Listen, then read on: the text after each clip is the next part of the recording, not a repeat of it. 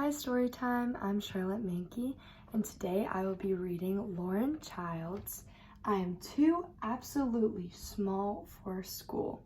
For those of you who are heading back to school next year, this is a great transition into a new school year. And for those of you who are a little bit nervous and have never been to school before, this is the perfect book for the end of the summer. I have this little sister Lola. She is small and very funny. Mom and Dad say she is nearly almost big enough to go to school.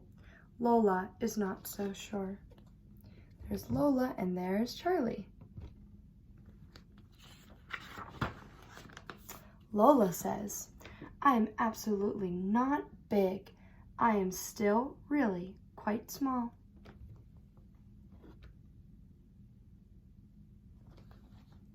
She says, I probably do not have time to go to school. I am too extremely busy doing important things at home.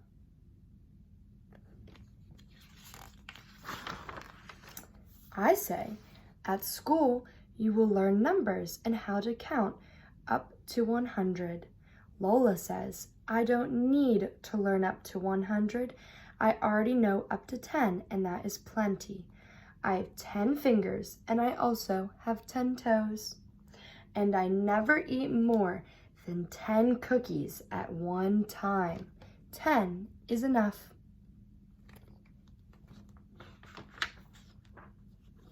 But Lola, I say, what if 11 eager elephants all wanted a treat?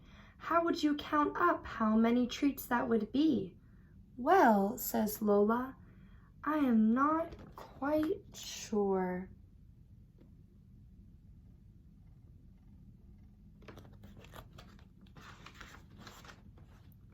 I say, and what about learning your letters, Lola? If you know how to write, you can send cards to people you like. Lola says, I like to talk on the telephone. It's more friendly and straight away.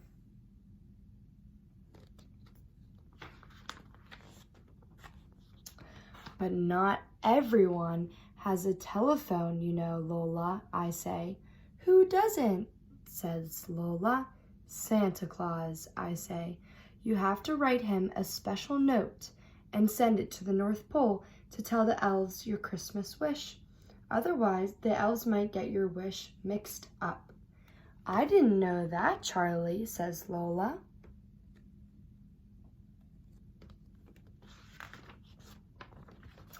And Lola, I say, don't you want to read words? Then you will be able to read your own books and understand secret messages written on the fridge. Lola says, I know lots of secrets. I don't need to read words, and I've got all my books in my head. If I can't remember, I can just make them up. And the secret message on the fridge says, there is pink milk in this fridge. But Lola, I say, what would you do if there was an ever so angry ogre who would not go to sleep unless you read him his favorite bedtime story? I don't know, Charlie, says Lola. Then Lola says, I would like to read an ogre and count up elephants and send notes to the North Pole, but I absolutely will not ever wear a schooliform. I do not like wearing the same as other people. I say, but Lola, you won't have to wear a school uniform. At our school, you can wear whatever you like. Oh, says Lola, you wait there. I know exactly what I can wear. Well, Lola, I say, that's certainly stylish, but you cannot go to school dressed as a crocodile. Lola says, this is not a crocodile, this is an alligator. I say, you can't go to school as an alligator either. Why not, says Lola, because alligator is for fancy. For school, stripes are nice. Really? Says Lola.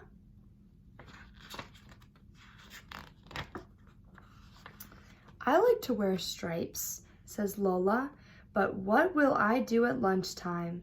You know I will never, not ever eat a school lunch. My sister Lola is fussy about food. I say, but Lola, you can take your very own packed lunch in your very own lunchbox. Lola says, I do not want to eat at school alone, all by myself on my own. I say, but Lola, at school you will meet lots of new friends. You can have lunch with one of them. Then Lola says, but I already have my friend, Soren Lawrenson. I like to have lunch at home with him. Soren Lawrenson is Lola's invisible friend. Nobody knows what he looks like. I say, well, Soren Lawrenson will be going to school too. What will he do if he can't sit next to you? Oh, you're right. Soren Lawrenson is a little slightly nervous to be at school on his own. I will absolutely have to go too, says Lola. There they are.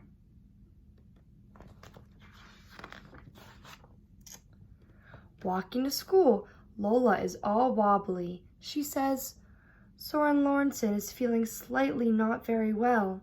He is worried he will not be able to count numbers, do letters, and read words, and no one will talk to him, so he will be all by himself on his own. Lola, I say, it will be okay. You'll be fine. I bet you'll both have a really good time, and after school, we'll have pink milk at home.